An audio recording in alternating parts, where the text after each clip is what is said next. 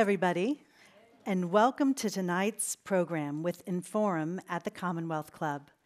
I'm Andrea Dew Steele, founder and president of Emerge America. Emerge! Yay! We recruit and train Democratic women, and we do so in 24 states. We provide them with a powerful network, and you might have heard there's a bit of a pink wave happening right now. Yes. So I won the lottery because tonight it's my pleasure to be here in conversation with Jennifer Palmieri. Jennifer was the director of communications for Hillary Clinton's presidential campaign. She left her role as White House communications director for President Obama to take that on.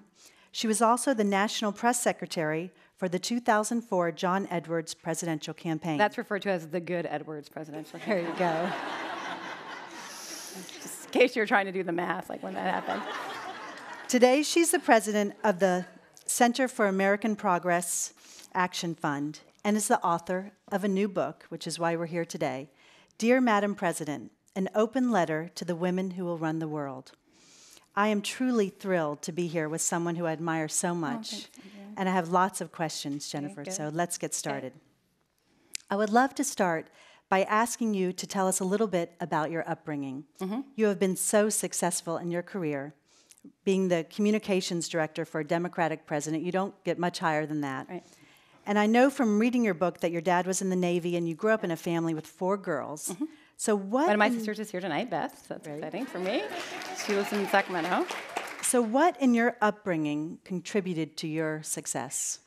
I think I was the only one in my family that liked politics, and I did from a young age. Like, I was really into Watergate. And I read All the President's Men when I was 10, and one of the teachers sent a letter home to my mom saying, maybe there's more appropriate reading for Jennifer. But I was really into it, and I always loved it.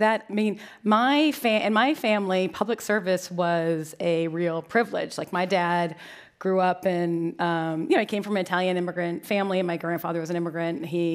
My dad got to go to college and have this amazing career because of the United States Navy, and that was, and it was never, and now my brother-in-law had a naval career, my nephew's in it now too, but it was never thought of as some kind of sacrifice. It was like this amazing thing that he got to do, and I had that same sort of love about being able to have a career that's in the public sector, but I just chose it in a different way. I think there are no boys in our family, and I think that I do wonder if that had something to do with, I think all 4 of us are relatively fearless and there was never any question about who was going to take out the trash or that there was like a different role for different children because we were all girls. And so I do sort of wonder if that had something to do with, because I have a lot of colleagues here, they will tell you I'm pretty fearless and have been pretty fearless in the workplace. So, yeah. Great. Yeah. So when I picked up your book, I was thinking I would be reading a political memoir. And you were nice to pick it up anyway. Well, I kind of had to because I was doing this. So,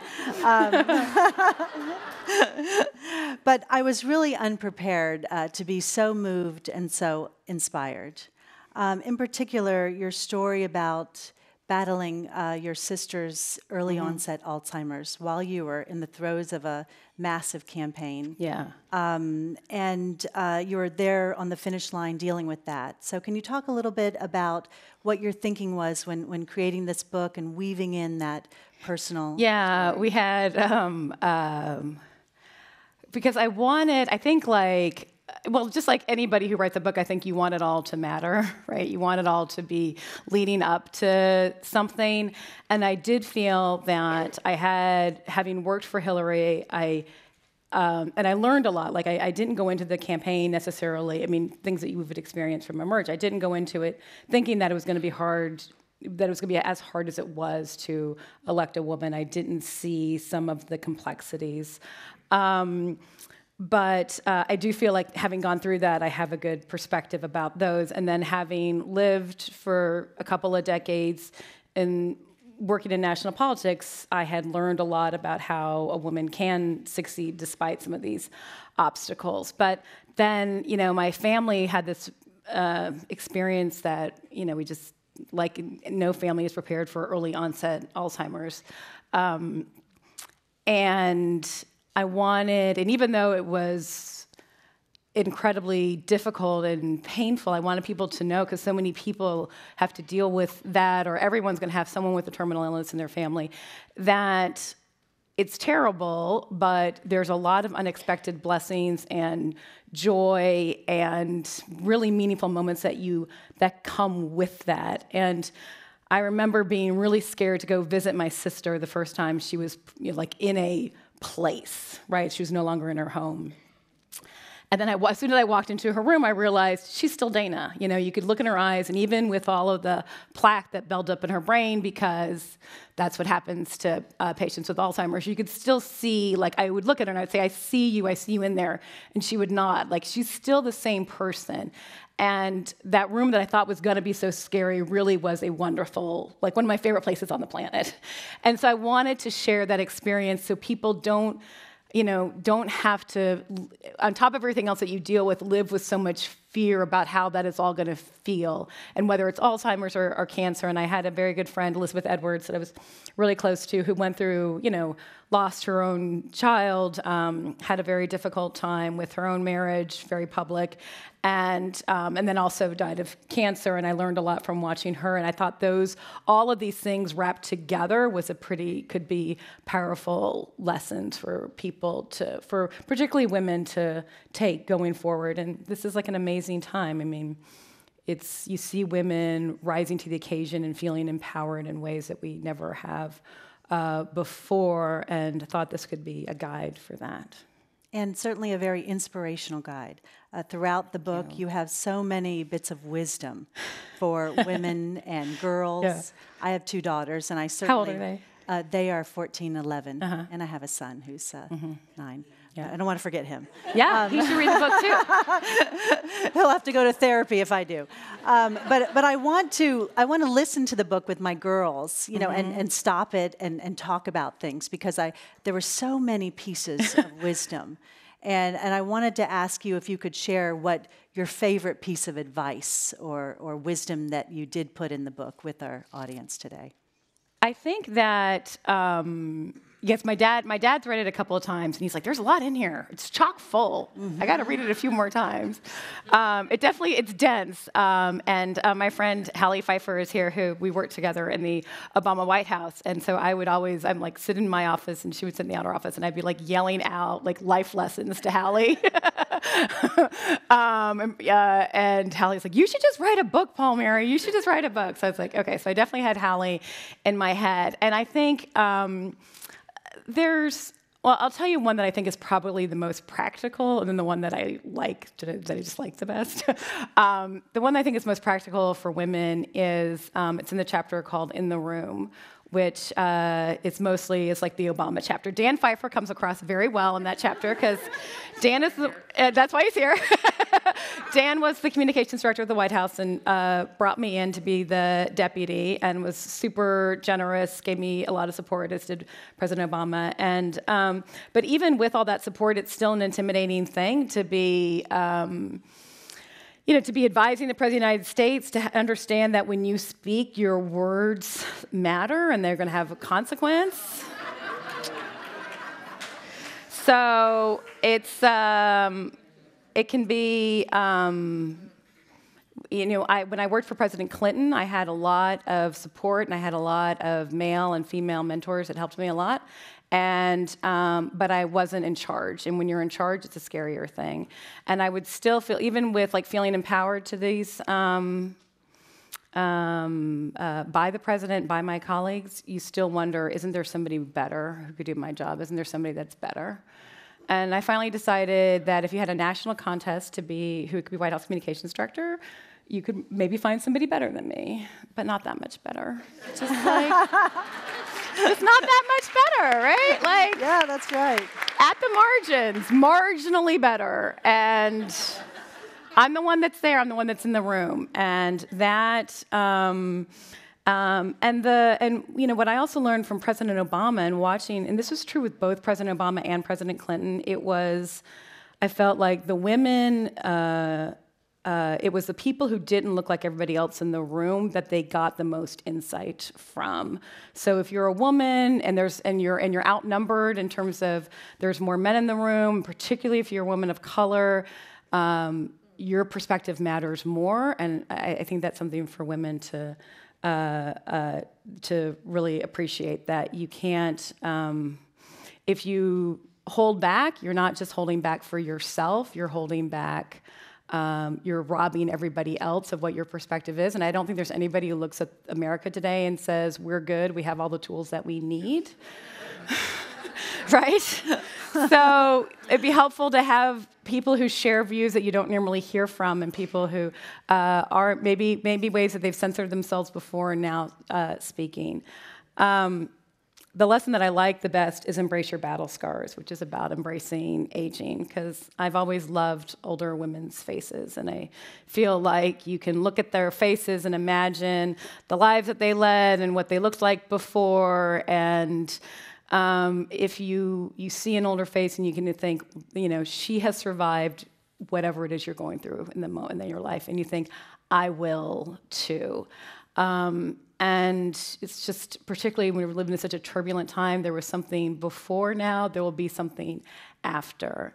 And I talk about that chapter I write about it's about the last day that I spent with my sister, which was also my sister Dana, which is also my 50th birthday. And I took a selfie of myself at the Dallas airport afterwards. There's like a Shiner Bock. I have my Hillary medallion on that you're wearing. You can see there's a lot of wear and tear on my face from that last year and the experience I had with Dana, but I want something to show for these experiences. I want you to be able to look at my face and learn a little bit about my life. And that's a decision each one makes for themselves, but I hope, I don't, this omnipresent pressure of now and to maintain yourself, I feel is exhausting, and there's something very reassuring in an older woman's face. Yay!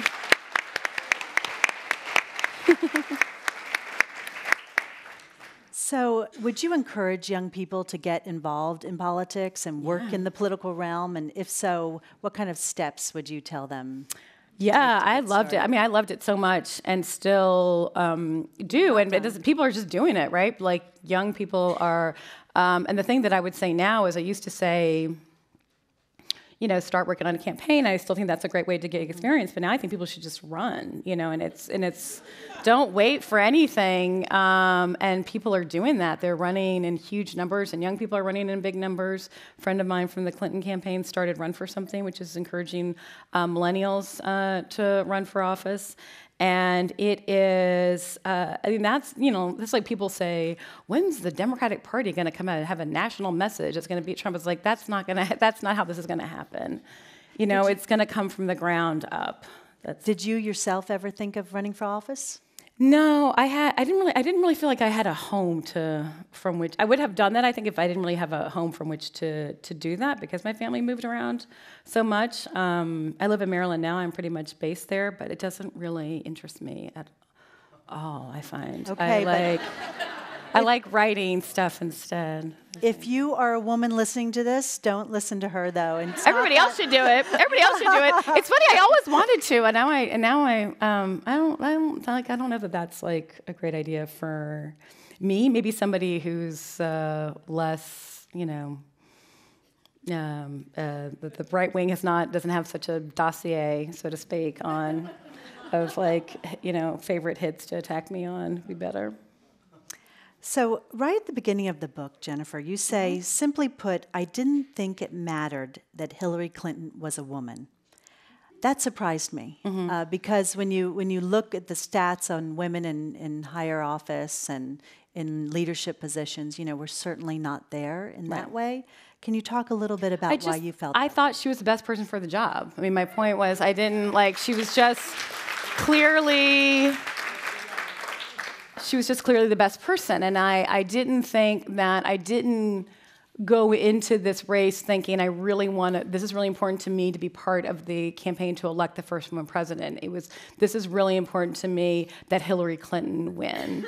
And I thought it was really important for the country that she win. And I thought we had elected the first black president, and I thought that was harder than electing a woman. And I don't think one is harder than the other. Electing the first black president is a major accomplishment. It's just different. And I knew that it was going to be a hard campaign because there's all this stuff that hangs around Hillary Clinton. And I thought that was just because for 25 years she's been attacked, and that's what happens to people who survive in politics, right? You get attacked, and they either because people would say, "Whoa, Hillary's so damaged." It's like, yeah, because they've been coming after her for 25 years, and you know what? They can't take her down. So, right? That's what I see. How frustrated are they? How frustrated are the Republicans that they've been coming after her for so long, and she just and I would talk to some Republicans about this, and they would say, she's like, I got to hand it to her. That woman, she just keeps going. She does not care. She just plows ahead. And so I thought that all of that stuff was about 25 years of them coming after her and her husband. And they seemed to come after her a little harder than him, which I got that was about being a woman. But I now see a very clear through line from when her whole life that she has been a woman that's always stepped out just a little outside of the role that women have traditionally played. So when she was a senior in college and she did her commencement address at Wellesley, she challenged the senator who introduced her and ended up on the cover of Life magazine as the baby boomer face, with the woman baby boomer of that generation. And then the next time we see her, although we don't know it's the same person, she's Bill Clinton's wife. He's a presidential candidate. She didn't change her name. She makes more money than him. She didn't stay home and bake cookies. Yeah, and there was something about her we just didn't like. And then she was the first lady to be in the West Wing, and the first lady to do policy and healthcare, and the first lady to run for Senate. And that all in retrospect may not seem revolutionary now, but it sure made people uncomfortable in the moment. And during in the spring when we thought we were going to win the primary, the spring of 2016, and then people would say, what are you going to do about the likability issue? What are you going to do about the trust issue? And so it was I think probably she's going to win. She's going to do a good job, and people are going to like her and trust her. But somebody advised me, Mandy Grunwald, who'd been with Hillary all through all of her campaigns, said, go watch a video of her from 92. So I watched interviews about her and of her from 92, and they were man on the street, women on the street interviews. What do you think of Bill Clinton's wife? There's just something about her I just don't trust. I don't know. There's just something about her I just don't like. And it was so liberating because I was I'm not solving this problem, Right. This is not on the level. This is not even close. Has nothing to do with Hillary Rodham Clinton. This is about the first woman that happened to be the one that came through the gates. So she, I just really, and that's what I think ultimately emails was really about. That was the issue by which this unease with women and ambition sort of manifested itself. It's well, tell me why she did it. Well, she, a lot of cabinet secretaries, did the same thing. Well, why did she have her own server? Well, her husband's a former president of the United States, and they gave him a server. So if your spouse had a server in your basement, you'd probably use it too. No, why did she really do it? These are why did she really do it? And you're did she say it's a mistake? She says it's a mistake. Do you need to apologize to the American people? I was what? Apologize to the American people? What is happening? Why are we, fine, apologize, just whatever we have to do to move on. And then she apologizes. It's not enough. I was you want her to confess. This is as old as the Salem witch trials. This is not This is not on the level. This is about, and it's not even conscious or everybody who is uneasy with her is sexist or misogynist. It's just, it is revolutionary for a woman to be in charge, historically speaking, right? We've been around for a long time, and women have only had the right to vote for less than 100 years in this country. It's a big deal, and we just haven't, quite wrapped our heads around this. And I part of what I wanted to, and I don't say that that's why she lost or that everybody who voted for her didn't vote for her is sexist, but I want us to examine this. So maybe, when people say, I don't know, Kirsten Gillibrand, I don't know, there's just something about her. Kamala Harris, I don't know, there's just something about her. Just let that alarm go off in your head. I know what it is. We all know what that is. Do you think that we need to see more women in positions of power all across the map in order to just be more comfortable? Yeah, with that? It is. I feel like it changed my own mind. I mean, I don't know if other men feel the same way, but I look now at the world, and whereas I used to expect to see a man in charge. And now, anytime I do, I immediately think, why are you in charge and not a woman? It just, it doesn't make sense to me anymore, right? It used to seem normal, and now it just seems crazy. Now it seems crazy to me that why is it considered great that there's 2 anchors at MSNBC that are women, or why is that such a big achievement? And we're just a lot more. I think that we just demand more now, and we do need to see more of what that looks like. I don't have a 5-point plan for how women candidates make people comfortable. I think you just have to get out there and do it and be authentic. I think that we learn that all the time from from elections we see, the more authentic you can be. And Hillary was authentic. I mean, you say that in the book. She was being who she was, and still that wasn't enough for the American public. When you're writing this book to the next future president, what would you say to that young woman out there, or older woman? Because I wrote this book with young people in mind, just because I want, at the March for Lives, from a couple weekends ago, to Emma Gonzalez, so amazing, plus Yolanda King, the 9-year-old granddaughter of Martin Luther King, and she's just so fearless and joyful, and there's nothing that has more confidence than a 9-year-old girl. Yeah. Tell me about right? it. Right? Yeah. And then somewhere along the line, they lose that confidence, and that shit is learned. That is learned behavior, That is not. That's not how little girls come into the world, Hallie. So I don't want these girls to learn that. Don't learn that. Don't learn to be inhibited. Don't learn to question, the voice in your mind that tells you what you really believe, even if it's not what society has always told you you're supposed to think. But I still think a woman could win in 2020. I think that's very possible. My advice to women who are running now is understand, be aware of the sort of dynamic that I described about concern about women and ambition. We like women once they're elected. People liked Hillary as senator. They liked her as Secretary of State. That's a woman doing a good job. We expect women are going to do a good job. They're uneasy. There's so many questions about why you want it and what's your motivation. And just keep a good attitude. Know that that's what that is. And we didn't make this world. We inherited it. And but be aware.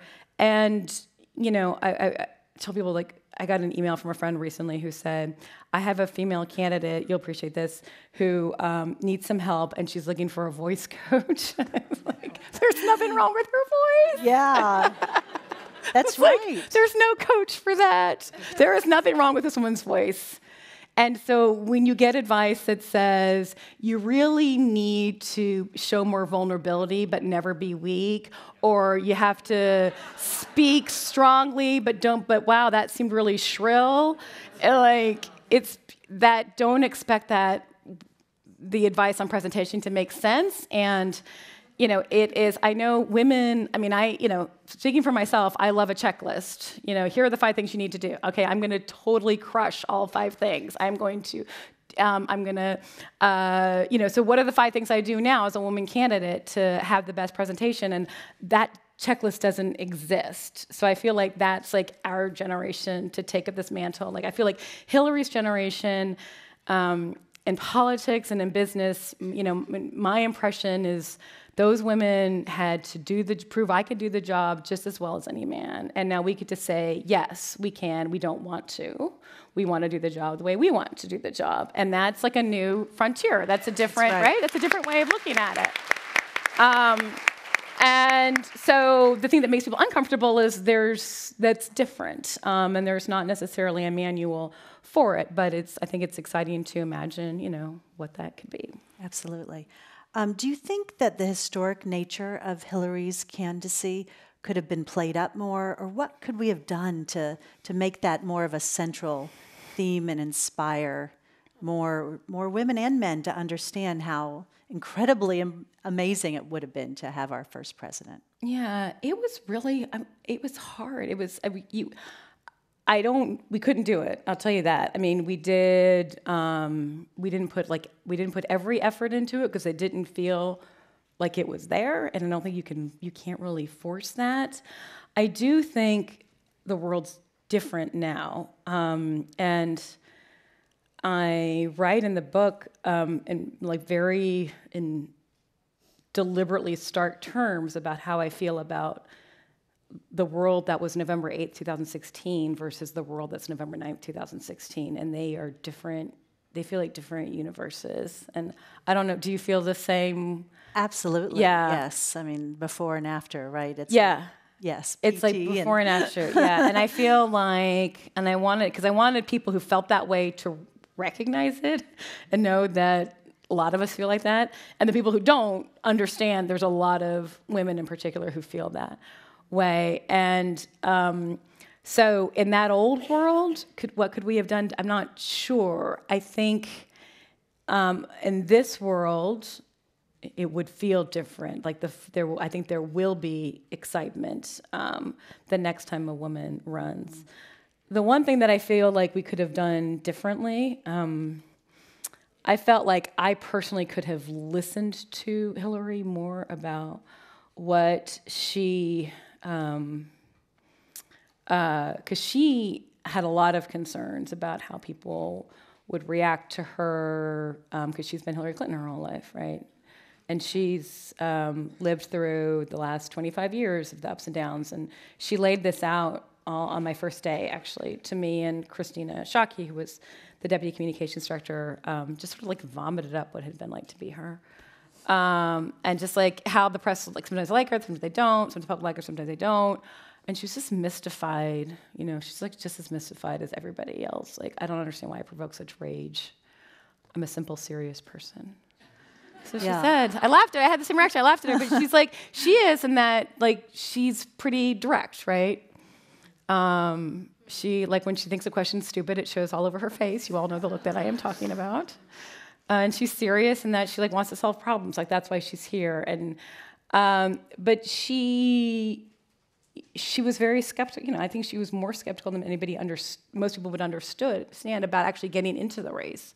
Because I don't think she predicted specifically Donald Trump would happen, but she knew that it would be harder than anybody else thought. And, you know, she had a much closer to the, she was like much closer to the bone on like where voters actually were, and I think we would have fared better, probably, maybe enough to win, right? Because we lost by so little. So little, exactly. We'd still have all of this that we're dealing with, all these divisions. But. Right.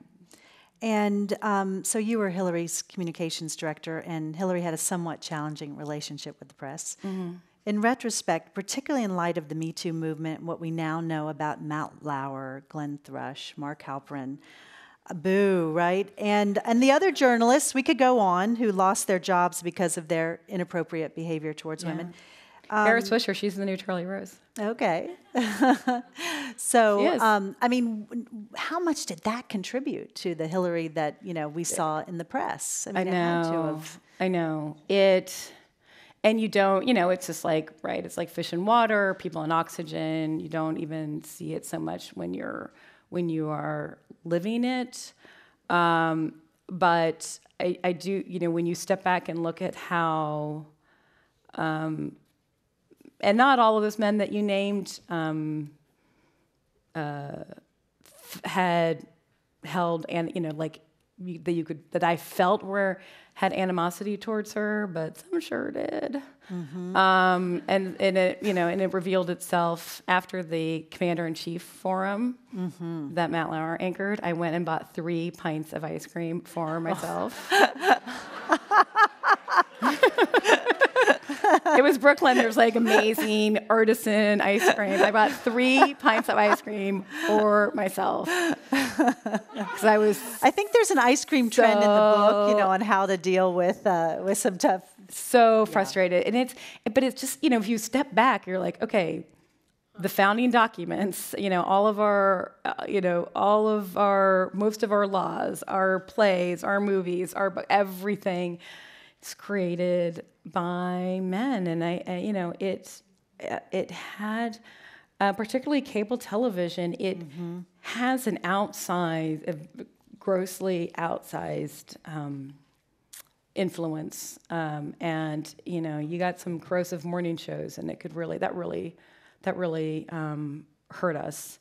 And those personalities matter. They don't matter as much as they used to, I'm happy to say. And there's great new, outlets like Pod Save America, which does amazing. Yeah. Which, they have amazing reach. They just have normal conversations. I think those are, I did Kara Swisher's podcast today. She, hour-long, smart, long conversations. I think that's what the future is, but these gatekeepers still exist, and they have enormous influence. It mattered. Yeah. So you had fun though on the campaign, right? It wasn't all bad. Maya, come on, you gotta share some of your. What was your most enjoyable? I'm still trying to get women to run. Okay, trying to get young people to work in campaigns. Women should definitely run too. What was your most fun campaign experience? Maya, what was the most fun? There was just so much. Wow, Andrea, you have really stumped me. We had some good. Any suggestions? We have Maya Harris. The convention was amazing. The convention was amazing. Okay. March 15th, which was the day that we really believed that we were going to win 2 out of 5 primaries. We won 5 primaries. That was a good day. That was the day that everybody. Hillary left. We were at West Palm Beach. We were like very short distance from Mar-a-Lago, and I was so convinced that we were going to lose 3 out of the 5 states that I had made plans to stay behind to spin the press on why it's going to be fine. And Hillary went on. We actually got her out of West Palm Beach before we had to deal with the bad news about how we had lost 3 out of the 5 states. And then we won, and I'm in Mar-a-Lago, West Palm Beach, all by myself. And they're having the most amazing party back in Brooklyn that you can see video of online. And I wandered around West Palm Beach listening to Don't Stop Believing on my phone, on repeat, so embarrassing. Journey, hometown band. And the cops actually stopped me twice as I walking because they thought that I was just this crazy drunk lady. And I was I hadn't drank at all. I was just so excited. But it was, the people that the friendships that we formed on that campaign, man, it's a powerful thing, and we had an incredible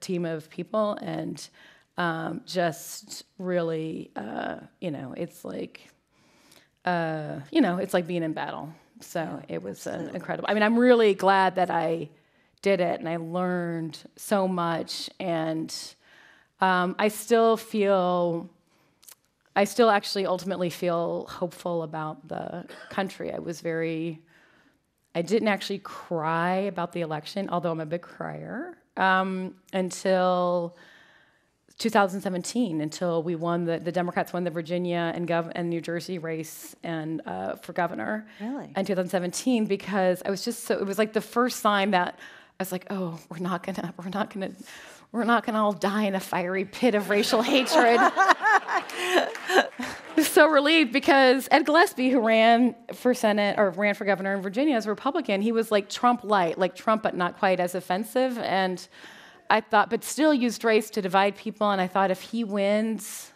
if that's what wins in America, we are just in a really bad shape. And so one of my friends from the press corps texted me and said, I'm pretty sure. I was on the train going to New York, said, I'm pretty sure, you guys are gonna win Virginia by plus, over 5. And I said, I just burst into tears. He's like, let it out, let it out, let it all out. It's like, it's feel this like release from 16. So it's, and then you just see the Women's March, you see the Parkland kids, you see just all the people that are running. It's not just that, I'm happy they're Democrats, but I'm just so glad that people understand, oh, this is my country to make of it what I will. And they're choosing to do that now. Yeah, it's incredibly. Right? Don't you feel that way? I totally feel that way. Did you expect to see it I've never expected this to be. I didn't either. I mean, we at Emerge America, we woke up the day after the election, we thought, oh no, nobody's going to want to run ever. Of course, right. And instead, we had just incredible influx of interest in our work, and now we have 538 women running for office all around the country.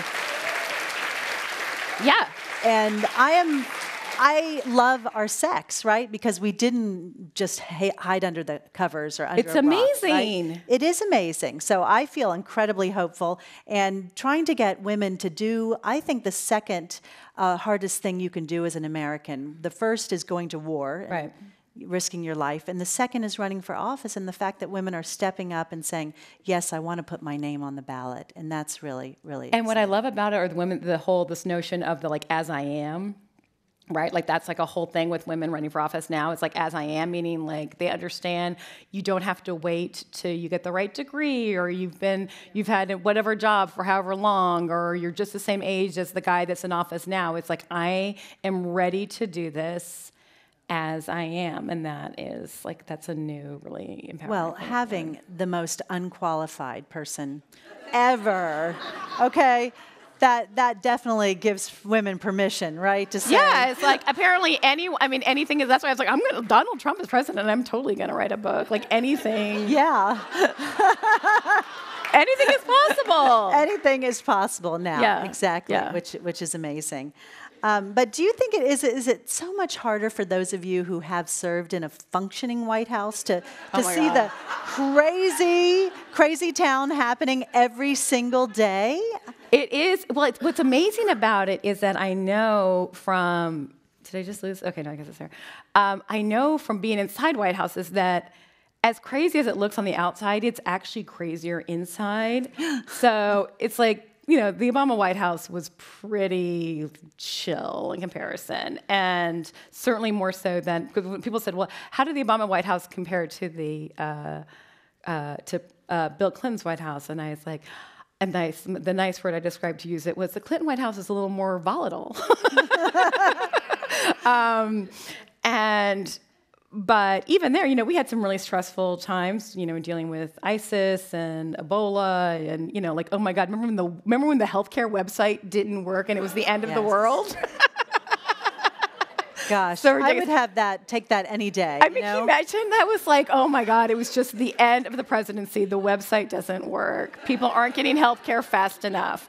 So, but I know that however crazy it looks on the outside, on the inside, it's always crazier. So it just blows my mind to imagine like what it must really be like in that White House. Because I bet it's actually it's not better than it appears. It is definitely. Don't you guys agree? People, yeah, right? People, there's like a lot of people here who've worked in White Houses. Like, yeah, it's alarming. I mean, it's truly, obviously, honestly, like legitimately, truly not funny, frightening. So in your book, you talk about the way President Obama treated you and elevated you. Yeah. And in my work, Recruiting and Training Democratic Women, I talk a lot about the powerful role that men can play as recruiters and supporters of women candidates. Can you talk a little bit about how men have helped and supported you in your career as you go along? This is something that I always have wanted to be clear about, because I've been really lucky in the Clinton White House. There's somebody in particular I mentioned, Doug Sosnick, who was a senior advisor for President Clinton, who was always a big booster of mine, big believer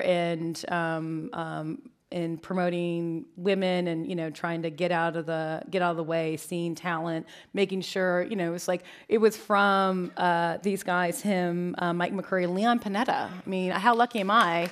That guy just happened to be my congressman. My friend Nicole is here. We went to high school together in Aptos, because I went to high school in Santa Cruz County, and Leon was our congressman. So that's how I got into politics. I was really lucky, but. There's not a better public servant to learn from, but I remember one time in the Clinton White House when I was working in the press office, Paul Begala came to me and said, so and so is doing a story about how women don't have serious jobs in the White House, and so we want you to work on it. I was like, okay. He's like, we don't want you to talk to them, we just want you to manage it. He's like, I'm kidding, Paul Mary, we want you to talk to them. I was like, oh, okay. So I just had a lot of men that helped, that saw. Not just saw potential within women, but also understood that, not just, we need to be more diverse. We need to have it's understood that women, had a perspective that you needed to hear from. And that's certainly what I learned from watching, as I said earlier, both President Clinton and President Obama. It's just when you're President of the United States, you don't get to talk to many people in the day, so you are desperate for any one person to give you some kind of insight. Really, President Obama would always, if you didn't speak, he would always, ask whoever in the room had not at the end, well, what do you think? And Valerie Jarrett said to me, one day, she's like, he's not just doing that to be nice, although he's nice, right? He wants to know what you think. And you're like, oh, okay, that's my job, right? That's my job. That's what I gotta. So women, if you hold that back, you're not. Think of it that way, right? You're not doing your job. Absolutely. So you're getting a lot of coverage for the fact that you say in the book that women have been playing by the wrong set of the rules, and we have to develop our own set of rules, which might involve crying more. Sure, I'm a big fan. And worrying less, like you said already, about our wrinkles. Yeah. I like that. Yeah, okay.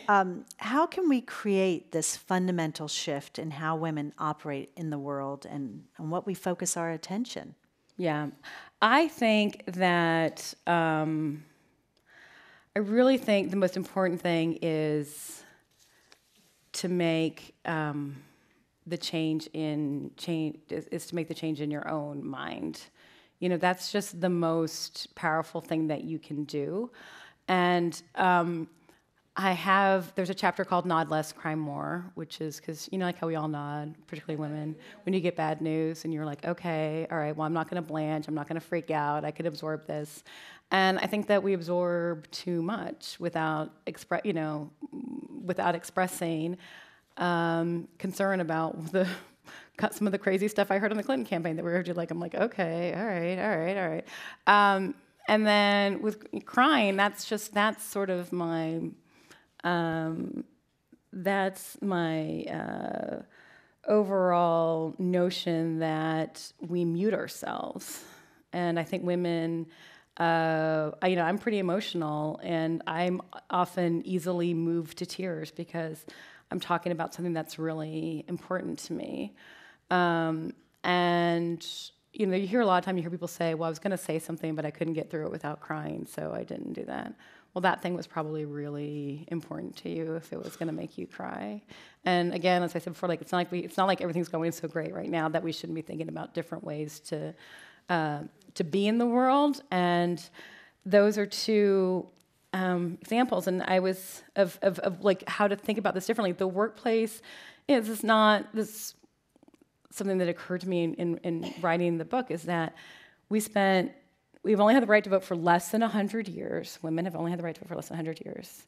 And we spent centuries and centuries making politics and the workplace comfortable places for men to succeed in. So, like, it just wasn't built with you in mind.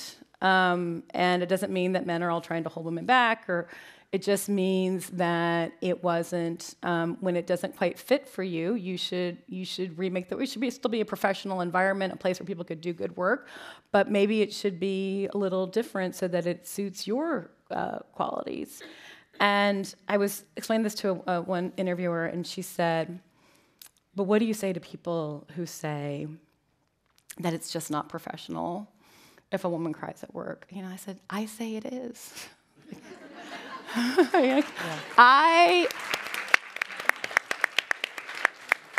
It's like, I say it is. And, you know, and I can speak with authority because I am a big crier, so it's not like I haven't walked the walk. But I think, you know,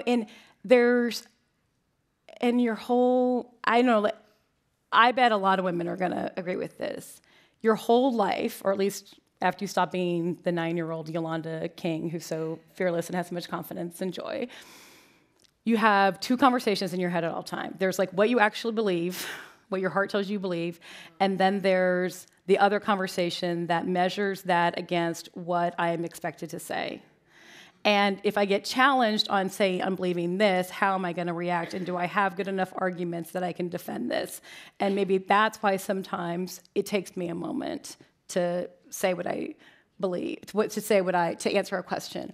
Or that's why, you know, it's women's prerogative to change their mind. Well, I suspect that's because the first time she gave you an answer, she told you what you thought you wanted to hear, what she thought she was supposed to say, and not what she actually believed.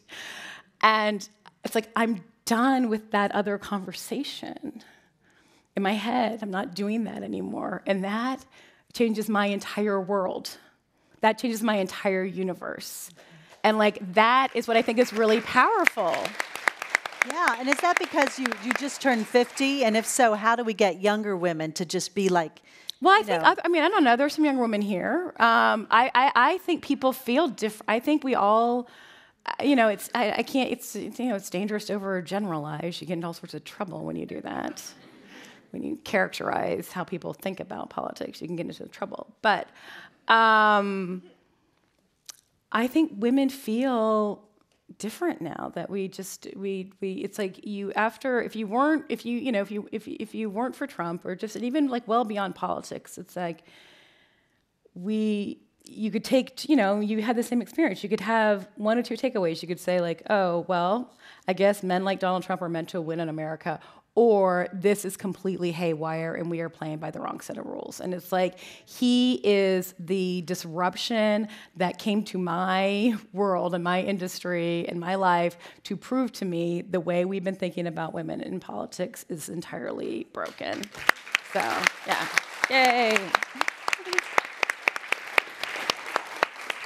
So in a few minutes, we will be taking your questions for Jennifer. So start thinking. If you have a question for Jennifer, please line up behind the microphone to your left near the door. And I can't help myself. What? But I want to feel better about these upcoming midterms. So can you just tell me what you think? Are we going to win? Are we going to take back Congress? This is like, Pfeiffer's going to be like, don't do this. I feel like we're going to win the House and the Senate. So like, he's like, no, that's crazy. He's like, that's crazy. It's just that kind of year.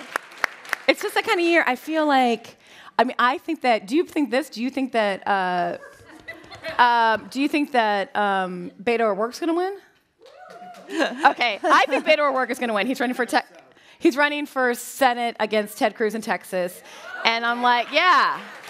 And he's like, he doesn't take any PAC money, he doesn't take any corporate money. He goes town to town. He runs everywhere. He like runs with, he goes to a town, he like has like a group run, and it's all very ground up. And I was like, that's the kind of person who's going to win this year. So I think we're going to, I have never seen like a wave like this. I mean, I've never, you know, I lived through 94 with Clinton. I lived through 10. Oh, I watched 10. I didn't have to be there. I 14. That was terrible with Obama. And this is it's got to sustain. It's got to, but it's like, and the Senate is very tough, but we need to do something with it. It's really important that Democrats not just win, it's just like they hate us a little less than they hate Republicans. That's like, yay. That's right. That's not so great. But what I think is encouraging is that the campaigns that you do see are really close to the ground, that people are, the energy is about Trump, but particularly with the women candidates, they're like running on issues about their community. Even the ones that are running for Congress is my impression. Absolutely, right? Definitely. They're like not talking about Trump. They're focusing on what they can do for the voters. And and even if it's not, and even stuff beyond Congress, because people look at Congress like they don't have a lot of faith that they're going to get a lot done. But there's something that you can do if you're a member of Congress that's going to leverage support for your own community and make a difference there outside of legislation. So I feel good about it. Don't you? I do. I am excited, and it's I'm sure really many exciting. of you are too. You're just going to be like 2018 is going to be. This is going to be such an amazing year for women candidates, and it's really But only if everybody does all they can. Votes, if only if everybody continues. Candidates, you have to continue to do all they can. But it's been sustained, and I think people they feel like they understand that we're all part of this, and that everybody has to contribute in that way. It's a big deal. Exactly. And now we're going to go to audience Q&A. Right. And as always, as Marissa said earlier, please keep your questions as short as possible, and ending with question marks, and be as brief as possible so we can get all of those questions answered. Go ahead. Thank you. Hi, Jennifer. Hi. Thanks for writing your book. I'm already on my second read of it. Oh, I love that. Thank you. That's so great. My question to you has to do about the pink tax. Oh, yeah. That you write about. If you could talk about that, and how much longer do you think our women candidates will have to keep paying the pink tax?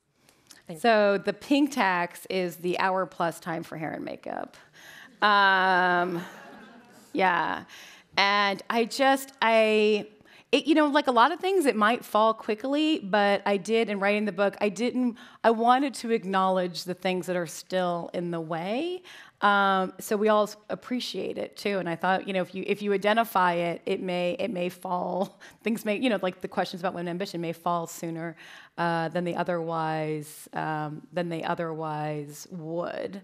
But that is, it is, women's appearance is such a big thing still. I find that I don't want to be realistic about it, and I don't see it ending anytime. I don't see that ending in the 2020 race.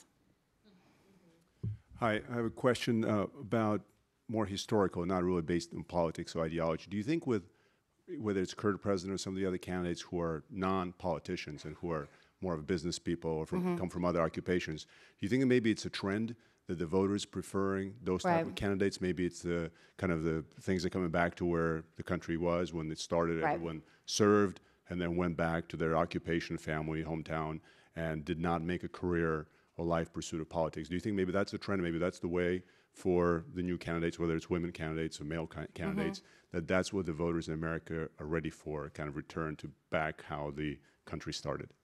I think it's possible. But I suspect that what people are going to want is someone who has a lot of experience next. It's just... We hope so. And I like, we should also focus on the midterms, but I don't think it's too early for people to be preparing for 2020. It's a big deal. You're running for president of the United States. I'd like to think you put some work into it. I'd like to think you gave it some thought. I'd like to think you had some training for it. Right? So that's like something new. So I think it is possible. And I know that America often replaces presidents with their mirror image. So the mirror image of Trump, that could be a lot of things, right? It could be Oprah. It could be a career politician, but it could be what you describe.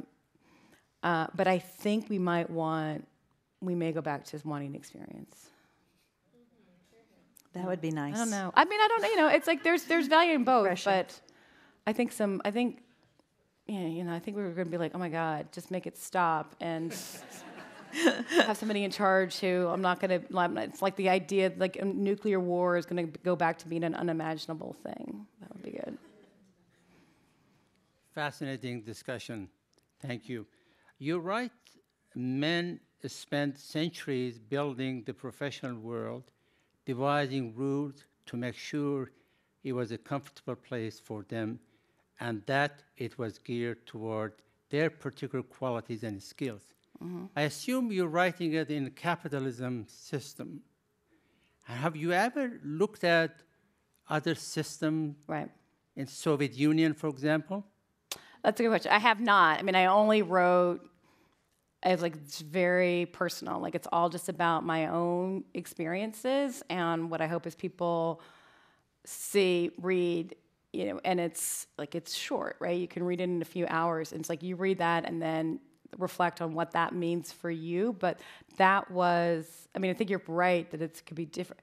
It could be different in other in other systems, but it's still probably going to be, it's gonna, men are going to have an outsized role. But my point more is have people step back to understand that it's all relatively new for women to be in politics and in the workplace. So don't be so disappointed and frustrated if it still doesn't quite feel right or think it's you. I think now we can, now you can create in a different way. Yeah, but this is a generic statement, and then you're still calling a woman to run the world. Why can't we get rid of this statement in our head? The man in the United States or a woman in the United States can run the world. Let's get rid of this statement. Because I meant it, I didn't mean it for a specific person. I meant that women writ large all over the world can reach the highest potential that they have. Maybe he hasn't heard that song, Girls Run the World. Girls in the World, there's a couple of versions. You need to go and listen to that song. I'm just kidding. Let's go on. Hi there. Hi. Maybe I'll run for president or office, but assuming I don't. You should.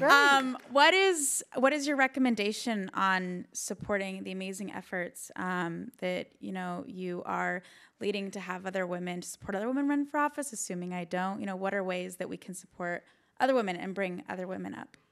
Oh, well, I mean, you can support great groups like Emerge. You can, I mean, there's got to be, I mean, I've just find in my own community, I live in, my husband and I live in Annapolis, Maryland, and just, are people here from Maryland? Yeah.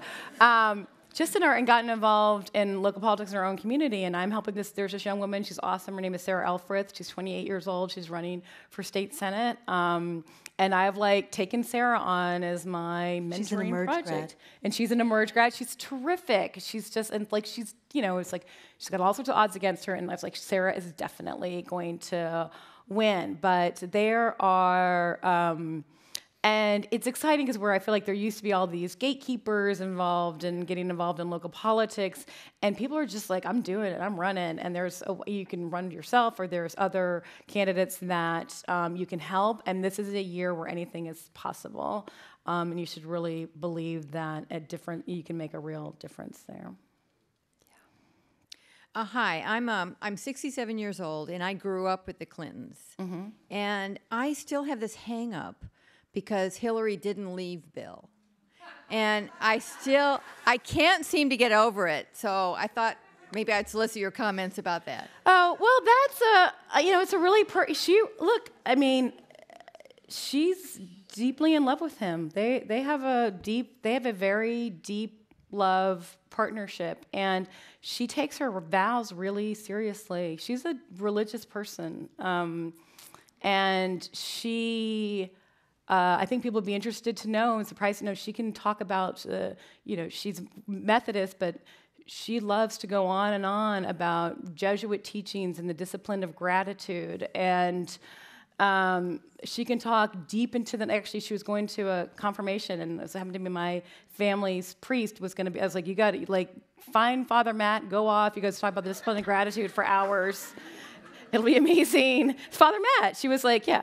And so she, she really weighed that, and she feels it really deeply, and they have a real partnership. So I know it's a question a lot of women had, but I can tell you it was like a personal decision, and I had a lot of respect for what she wanted to put into her marriage, and she's really glad. Look, they have they have two great grandkids, and that was brutal. I mean, man, imagine going through that, and the way she did. But she's happy with her decision. That I'm sure of. All right, we're just going to finish up with these last 5 questions. Hi, I was Hillary's volunteer leader in Marin, and I just wanted to take a minute to give a shout out for all of the volunteers who are working right now to win the midterms. Yeah, it's amazing. Not just for those who. So it's not just running for something, but working for something we have to do right now. But my question to you is, I heard this great interview on this show called Pod Save America today. And you were talking about how you had this moment on the tarmac in October when you realized that you had really positioned Hillary as a facsimile of a male candidate. And it was this moment, and I just know where you were going with this, but what would it look like to run as not a facsimile of a male candidate? Like what would that look like? That's what I had that moment where I realized that, and I thought I couldn't even imagine what that looked like, right? Because what it really showed me was we have no other model. Right. And what I felt like that first woman probably had to do what she did. And depending on how you keep score, a woman won election to be president of the United States. She proved that you can do it. She proved that it can happen. And so I think that what I want for this next time is that people not to, understand that there are other qualities that you can, have, the next woman. And I don't know, it's going to be for her, and you see women doing this to manifest what that is. But I want people to say, like, you don't have to always be, and I think she had to do this, but you don't have to always just be strong and unflappable, and the way that she had to prove that. But I don't, this is part of what's new is I want people to understand that that's what happened the last time, and the next time have a more open mind about what that can be. I think, there's a lot of things that Kirsten Gillibrand is pretty fearless. She stakes out a position, she gets attacked for it, and she stands her ground. And you can tell she doesn't always feel comfortable in it, but she stands her ground. And and I feel like that's something a little different. I've noticed, you're starting to see women do this in a slightly different way. Hi, my name is Barbara Grobe. I've done public interest communications for decades. Mm-hmm. And I wonder if you might talk for just a few minutes about the state of the art of political reporting. One of the things that really strikes me is that it appears to be getting harder and harder to have a substantive conversation about anything. I know. Because the horse race is the story. It's not so much a gender issue, although I do think that the boys on the bus are still largely boys. Right. I worry that we're not going to get to parity in politics or even a substantive conversation until there are more women who are executive editors at newspapers and executive producers at major programs. It's just it's a circus now, and the story is the circus. And I don't even consider it news. I mean, I understand reporters have to cover what the President of the United States does in a day. It does not interest me at all. I just don't find Trump interesting. It's not, and I don't see, you have to cover it, but I don't see a lot of value. And, I do a fair amount of MSNBC, although I don't do every show. And a lot of times people say, oh my gosh, there's so much news today. And I think, not really.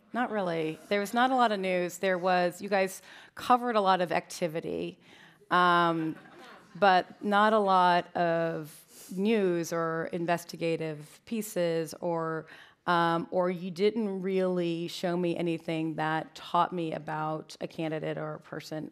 And I do think that more women as executive producer, particularly in television, would probably help some.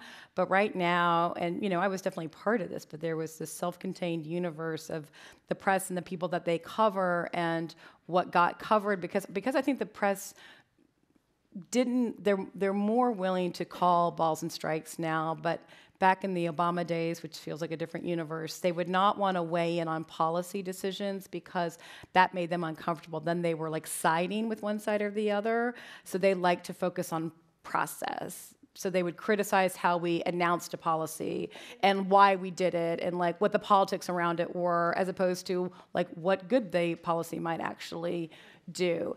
And that is, I feel like, television news has not recovered from that. They continue to focus on the game. Newspapers have sort of resurged and gotten better on covering the impact of policies or explaining better what the problems are in the country. But I feel like what's most encouraging is just new outlets are popping up that cover, that don't get into the game of politics and do good investigative journalism and bring stories to light that we don't normally see. And I think that what we think of as the mainstream media that does the kind of political reporting you're talking about will continue to lessen in importance, and outlets that don't come at it with some kind of treating this as a game will continue to emerge. All right, and this will be our last question. So sorry, we're just running a little short on time. Hi, I'm 19 years old, and I like how you talked a lot about going against the mainstream. Yeah. And although workplaces and power dynamics are changing, I just wanted to know your advice to young women about how do you stop yourself from conforming to beliefs or values that you yourself don't believe in, but going against those values or beliefs seems like it's going to cost you so much in workplaces or advancing in your career. I think that's a hard question.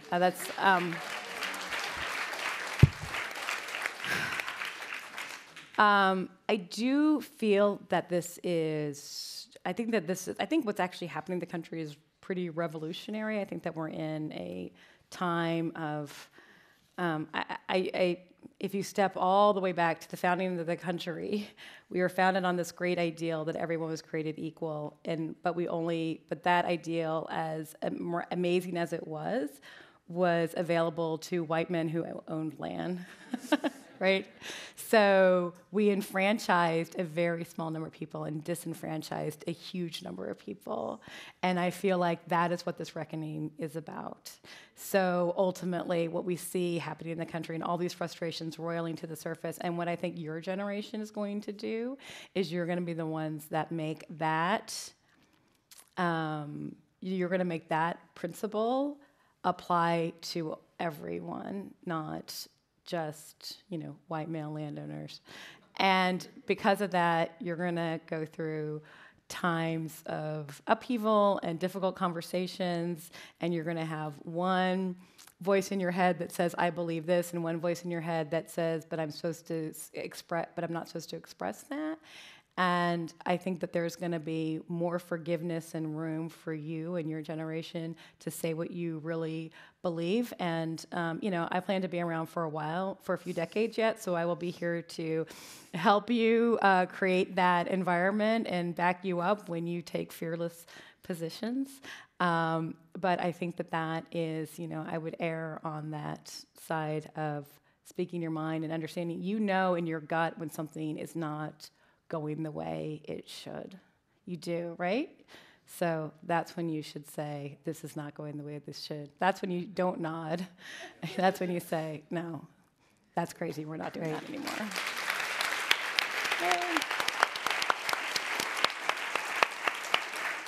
So it's now an informed tradition to ask all of our speakers the following question. What is your 60-second idea to change the world? it is that. It is. I mean, it's what we just talked about. It is that I really think that's why I think this moment in our country is so revolutionary. If like we have all there's the personality that's Hillary Clinton and Barack Obama and Donald Trump, and they're three people that have strengths and weaknesses, and you can focus on them. But I feel like step back, like we had America's first black president, a woman running, and the three of them with Donald Trump, this troika was on this collision path that exploded on November 7th, November 8th, 2016, and resulted in the world we're in today. I feel like there was some cosmic, karmic activity there that is making that happen. And this is a big revolutionary time, and I think that people are reacting I still worry. I feel like we're 63% sure that America, and I'm an optimistic person, that America's best days are ahead of us, and a 37% chance that we're going to dissolve into a pit of fiery racial hatred. That I used to say 62-38, so I'm getting more optimistic. It did. That's like a new thing. That's like the second time I've said that.